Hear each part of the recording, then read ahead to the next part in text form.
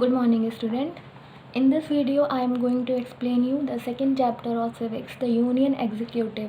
In the previous video, I have explained you about the Union Legislature. Legislature who make laws and the executive who execute the laws. यानी कि जो laws बनाते हैं वो legislature और जो law को execute करते हैं वो executive. तो Union Executive in India.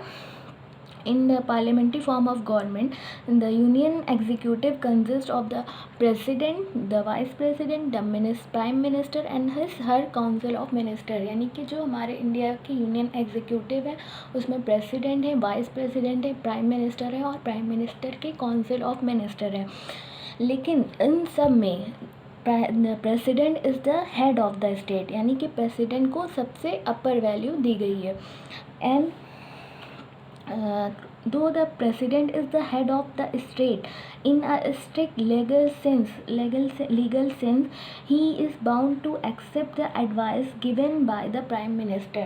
Means जो हमारे इंडिया में प्राइम मिनिस्टर को हेड ऑफ स्टेट की वैल्यू दी गई है, लेकिन वो वैल्यू सिर्फ एक मतलब जो पावर दी गई है वो एक नॉमिनल पावर है, यानी कि उसको कम्प्लीटली पावर नहीं दी गई है, एक रिस्ट्रिक्टेड पावर दी गई है. प्रेसिडेंट बाउंड है प्राइम मिनिस्टर की एडवाइस को फॉलो करने के लिए, और हमारे इंडिया में प्रेसिडेंट को नॉमिनल पावर दी गई और जो मेन पावर है वो प्राइम मिनिस्टर का पावर है. प्रेसिडेंट की वैल्यू क्या है? President of India hold office for 5 year. एक प्रेसिडेंट जो भी बनता है वो 5 साल तक के लिए बनता है इंडिया में. Now the qualification for election, who can become a president? A candidate should fulfill the following criteria. He or she should be a citizen of India. India का सिटीज़न होना चाहिए. He or she should have completed 35 years of age. 35 years उसकी maximum age होना चाहिए, इससे कम उसकी as नहीं होना चाहिए. इसकी मिनिमम एज 35 ईयर्स होना चाहिए, उससे कम नहीं होना चाहिए. और he should not hold any office of profit, यानी कि गवर्नमेंट की कोई पोस्ट पे वो कोई भी गवर्नमेंट की पोस्ट पे नहीं हो वो उस टाइम पर. और जो भी क्वालिफ़िकेशन हो लोकसभा के मेंबर बनने के लिए, लोकसभा के मेंबर के इलेक्ट होने के लिए, वो उसको क्वालिफाई करना है.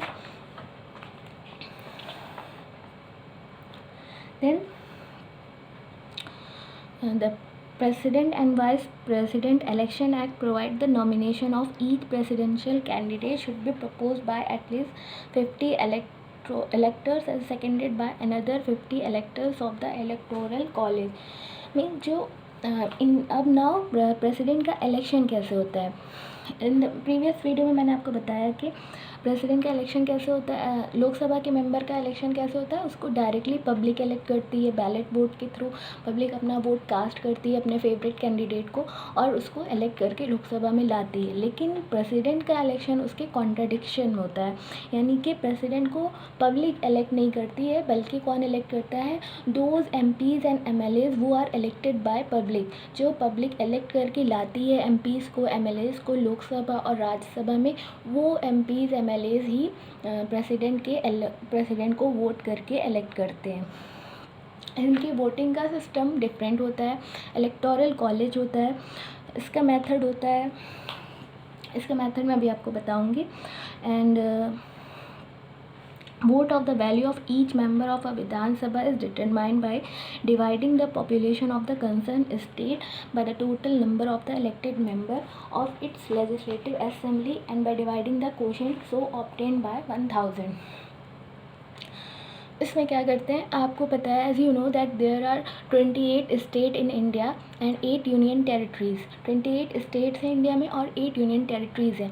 इन 8 यूनियन टेरिटरीज़ में से 2 यूनियन टेरिटरीज़ दिल्ली और पुडुचेरी, इन दोनों यूनियन टेरिटरीज़ के MPs और MLAs को और 28 स्टेट्स के MPs और MLAs के वोट को कंबाइंड करके प्रेसिडेंट को इलेक्ट किया जाता है. Now let's see the method of electing the president. इसमें क्या किया जाता है? सबसे पहले हर स्टेट के MLAs के नंबर लिए जाते हैं. सपोज़ किसी स्टेट में सबसे पहले एक स्टेट ले लिया, सपोज़ कोई स्टेट है बिहार है, तो उस स्टेट की सबसे पहले हमें पॉपुलेशन लेना होता है, और ये जो पॉपुलेशन होती है ये 1971 इस ईयर के पॉपुलेशन के बेस पे होती है, यानी कि वो पॉपुलेशन नहीं जो हर 10 ईयर पे हो रही है उसको नहीं लिया जाता। इसका जो बेस ईयर है वो 1971 है। ये 1971 की पॉपुलेशन 2031 तक जितने भी इलेक्शन होंगे वो इसी ईयर के पॉपुलेशन के बेस पे होंगे। तो हमने कोई स्टेट ले लिया, और सपोज़ मैंने यहाँ पर स्मॉल डेटा लिए हैं जो कि ईज़िली डिवाइड हो जाए और आपको आसानी से समझ में आ जाए। जो ऐसे फैक्ट में जो डेटा है वो काफ़ी लेंदी डेटा है, तो मैंने यहाँ पर एक छोटे छोटे डेटा सपोज़ करके लिए हैं। तो मान लीजिए कोई स्टेट है और उसकी पॉपुलेशन है 12,50,000, और उस स्टेट में जो MLAs के नंबर हैं वो 25 हैं। ठीक है, ये सारे सपोज़ किए हुए हैं। तो सबसे पहले उस स्टेट की पॉपुलेशन को जितने वहाँ के MLAs हैं उनके नंबर से डिवाइड करेंगे। डिवाइड करने के बाद जो आंसर आएगा वो आएगा 50,000। अगेन इस 50,000 को हमें 1000 से डिवाइड करना है, then we will get answer 50। तो ये जो 50 वैल्यू निकली ये एक MLA के वोट की निकली, यानी कि कोई एक MLA अगर अपना वोट कास्ट करेगा तो उसकी वैल्यू होगी 50।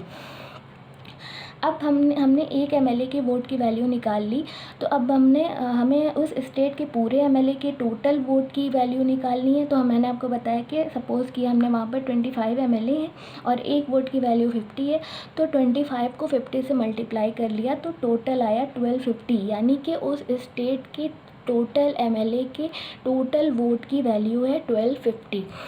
तो इस तरह हमने एक स्टेट का MLA की वोट की वैल्यू निकाल ली।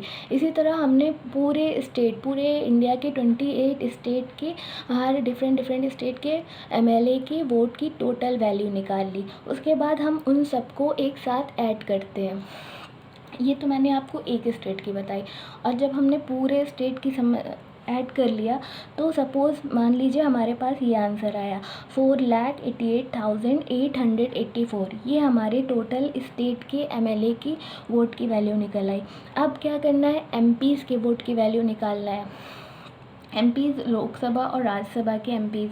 तो अब जो हमने वो वैल्यू निकाली 4,88,884 ये MLA की वोट की हो गई। अब MPs की वोट के निकालने के लिए क्या करेंगे, इस वैल्यू को जितने भी लोकसभा और राज्यसभा के MPs हैं उनकी टोटल वैल्यू से हम डिवाइड करेंगे। तो सपोज़ मान लीजिए यहाँ पर टोटल लोकसभा और राज्यसभा के MPs हैं 780।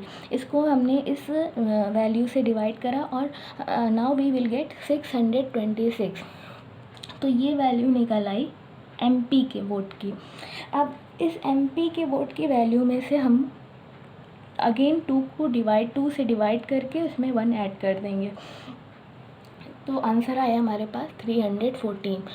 तो ये जो 314 आंसर आया, तो ये इससे ये प्रूव होता है कि अगर किसी कैंडिडेट को अपना प्रेसिडेंट बनना है तो उसको इस नंबर से ज़्यादा वोट लाना होगा। अगर इस नंबर से कम वोट उसका आएगा तो वो विनर नहीं हो पाएगा। तो ये प्रोसीजर थोड़ा लेंदी प्रोसीजर है, इसको आपको इजीली समझने के लिए मैंने डेटा को शॉर्ट करके बताया है।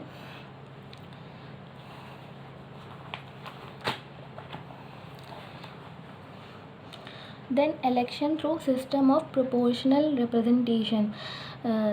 जो ये इलेक्शन प्रोसीजर होता है इसको इस सिस्टम को प्रोपोर्शनल रिप्रेजेंटेशन और इनडायरेक्ट इलेक्शन कहते हैं, क्योंकि ये डायरेक्टली नहीं होता है, डायरेक्टली इसको पब्लिक इलेक्ट नहीं करती है, और इनडायरेक्ट वे में होता है ये।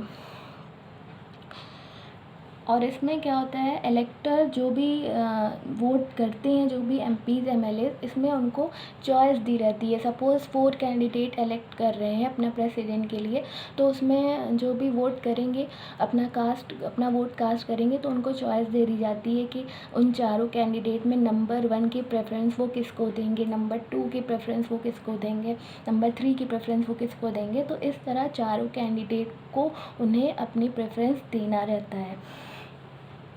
Then disputes in the election, जो भी इस इलेक्शन में जो भी डिस्प्यूट्स होते हैं, डाउट्स होते हैं, वो सारे सुप्रीम कोर्ट ऑफ इंडिया के थ्रू डिसाइड किए जाते हैं और उसी के डिसीज़न ही फाइनल डिसीज़न माने जाते हैं।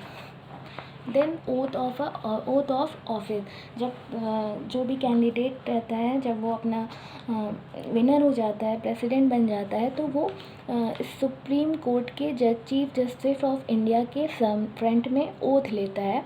मतलब वो ये ओथ लेता है कि मैं I do swear in the name of God and I will fully execute the office of president, यानी कि मैं अपनी ड्यूटी पूरा अच्छी तरीके से निभाऊंगा और मैं अपना बेस्ट एबिलिटी प्रिजर्व और प्रूव करूँगा।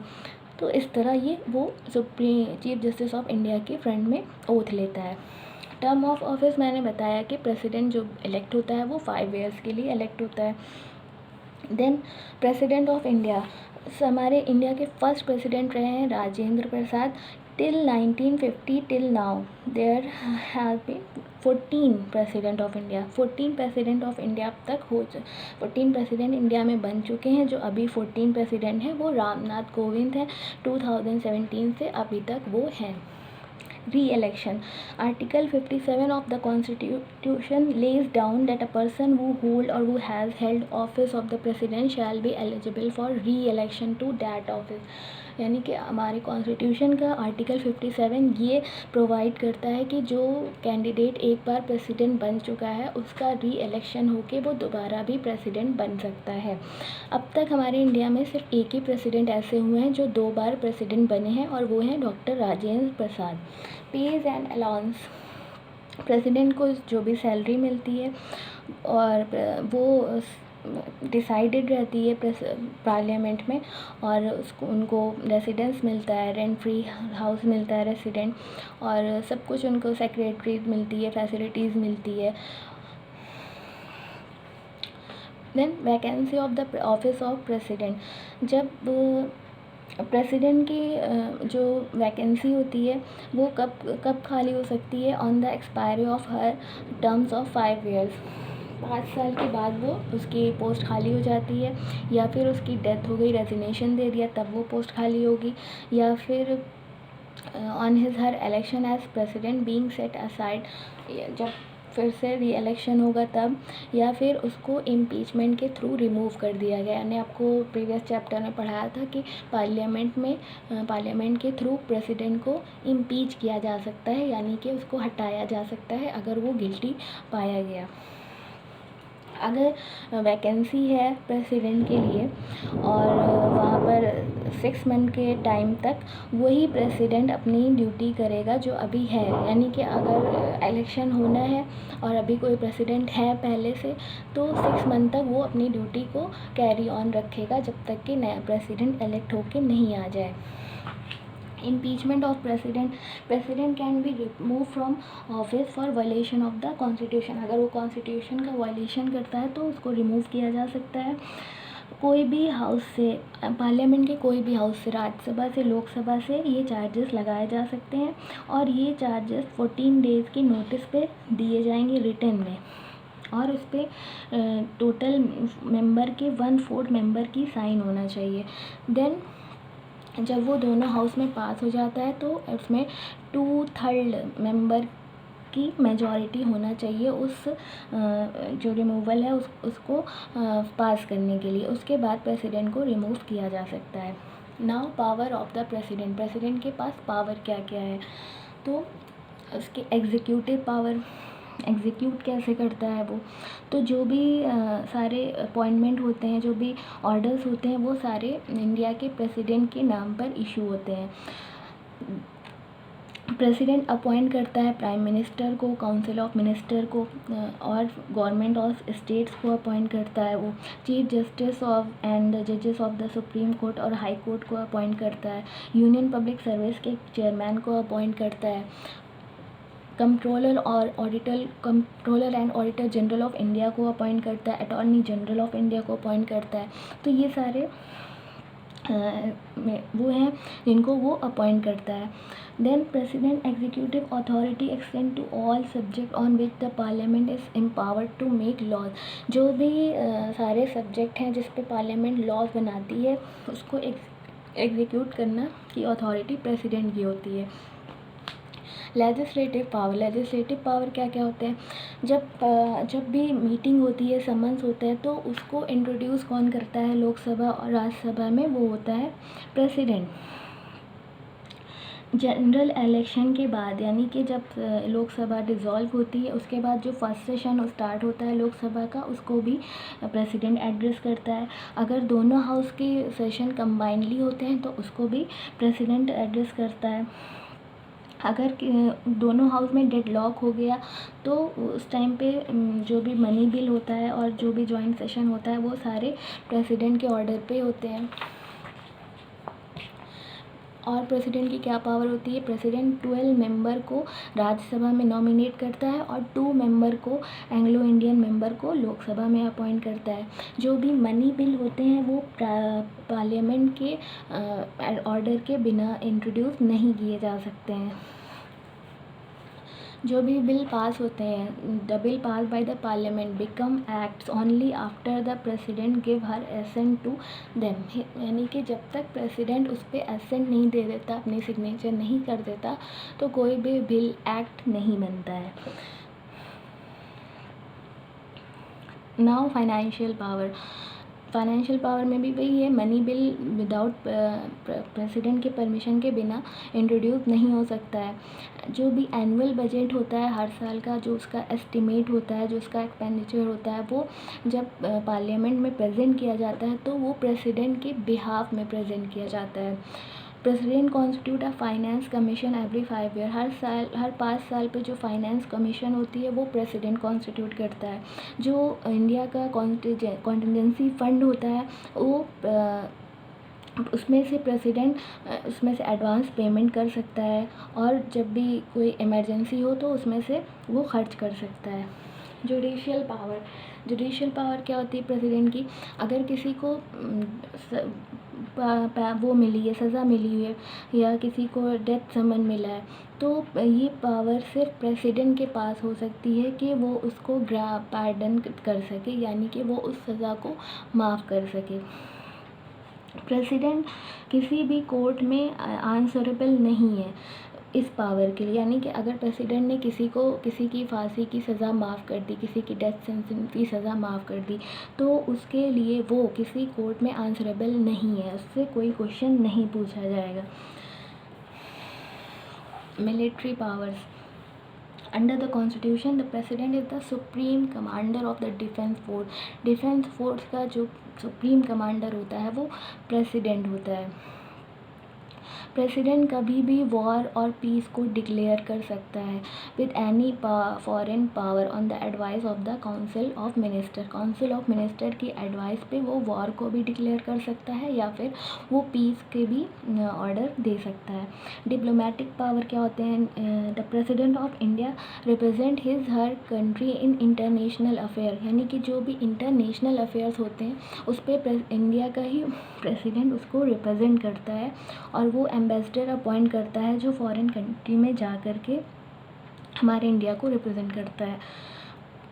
जो भी ट्रीटीज़ और एग्रीमेंट साइन होते हैं वो प्रेसिडेंट ही उसको साइन करता है। डिस्क्रेशनरी पावर ऑफ प्रेसिडेंट, वो पावर जब कोई भी जहाँ पर प्रेसिडेंट को किसी से एडवाइस लेने की ज़रूरत नहीं पड़ती है, जब कोई भी पार्टी लोकसभा इलेक्शन में विन नहीं होती है, तो ये पावर सिर्फ प्रेसिडेंट की होती है कि वो कुछ भी डिसीज़न ले। जब गवर्नमेंट सपोर्ट लॉस कर देती है जब लोकसभा में, तब भी ये पावर प्रेसिडेंट के पास आ जाती है। जब प्रेसिडेंट कोई नॉन मनी बिल को रिटर्न करता है रिकन्सिडरेशन के लिए, तो उसके पास ये पावर होती है कि या तो वो उसको वापस भेज दे या वो उसको अपने पास रख ले। इमरजेंसी पावर क्या होती है? जब कुछ ऐसी कंडीशन हो जाती है कंट्री के अंदर, तो ये पावर प्रेसिडेंट के पास होती है कि वो इमरजेंसी प्रोक्लेमेशन करे, यानी कि इमरजेंसी प्रोक्लेमेशन वो होती है कि जब जो भी डिसीज़न लिया जाएगा वो सिर्फ यूनियन गवर्नमेंट का होगा, किसी भी स्टेट की गवर्नमेंट का ऑर्डर नहीं चलेगा उस टाइम पे। इमरजेंसी 3 टाइप की होती है। इसका प्रोक्लेमेशन प्रेसिडेंट करता है, और कब करता है, जब फर्स्ट मंथ, अगर सपोज़ आज प्रेसिडेंट ने इमरजेंसी प्रोक्लेमेशन किया तो 1 मंथ तक वो इमरजेंसी प्रोक्लेमेशन चलेगा, लेकिन 1 मंथ के अंदर अंदर पार्लियामेंट को उसे पास करना होगा। उसके बाद ये इसकी लिमिट बढ़ा दी जाती है।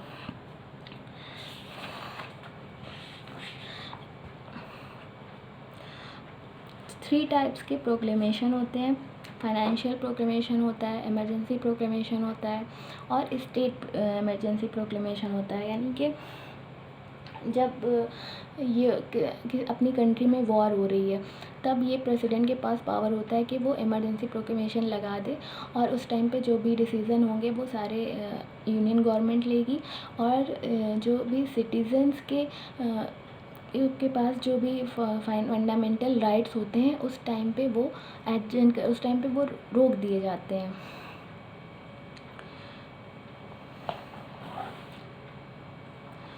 Emergency due to break down of constitutional machinery, mean जो भी हमारे कॉन्स्टिट्यूशन को कहीं पर ब्रेक डाउन हो रहा है उसका, तो उसमें भी इमरजेंसी वो प्रेसिडेंट लगा सकता है। और इससे क्या होता है, वो इसी स्टेट में लगाई जाती है। स्टेट इमरजेंसी कहते हैं इसको। The state administration is place directly under the president and the union government. तो जब किसी स्टेट में प्रेसिडेंट ने इमरजेंसी लगाता है तो वो स्टेट डायरेक्टली प्रेसिडेंट के अंडर में आ जाता है, और वहाँ पर उस स्टेट की गवर्नमेंट की रूल नहीं चलती है। फिर फाइनेंशियल इमरजेंसी क्या होती है, जब कंट्री में बहुत ज़्यादा फाइनेंशियल सर्कमस्टांसेस हो जाते हैं, इन कंट्री डेप्ट में आ जाती है, तो उस टाइम पे भी प्रेसिडेंट इमरजेंसी प्रोक्लेमेशन लगा सकता है, फाइनेंशियल इमरजेंसी। और उस टाइम पे ये पावर हो सकती है कि लोगों के पास भी जो पैसे हैं, जो भी वो हैं ज़मीन वगैरह, वो गवर्नमेंट उनको अपने अंडर में ले सकती है। Now the vice president. President के बाद सेकंड होता है वाइस प्रेसिडेंट। इसकी भी क्वालिफ़िकेशन सेम ही होती है कि सिटीज़न ऑफ इंडिया होना चाहिए, उसमें अपने 35 ईयर्स कंप्लीट कर चुके होने चाहिए। लेकिन इसमें डिफरेंस ये होता है कि प्रेसिडेंट को लोकसभा का मेंबर क्वालिफ़ाई करना चाहिए, लोकसभा का मेंबर बनने के लिए क्वालिफ़ाई करना चाहिए, और वाइस प्रेसिडेंट को राज्यसभा का मेंबर बनने की क्वालिफ़िकेशन होनी चाहिए। इलेक्टोरल कॉलेज के थ्रू इसका भी वाइस प्रेसिडेंट का भी इलेक्ट किया जाता है। इनका जो टर्म्स ऑफ ऑफिस होता है वो 5 ईयर्स के लिए होता है। वाइस प्रेसिडेंट को भी रिमूव किया जा सकता है in the same way as parliament can remove president. Vice president जो होता है वो राज्यसभा का एक्स ऑफिशियो चेयरमैन होता है, and exercise such function in the house as the speaker perform in the Lok Sabha. तो जो पावर्स होते हैं लोकसभा के स्पीकर को, वो सेम पावर होती है राज्यसभा के वाइस प्रेसिडेंट को, एक्स ऑफिशियो चेयरमैन को। एंड जो वाइस प्रेसिडेंट होता है वो she officiates as the president when the latter is unable to discharge her duties due to illness or absence from the country।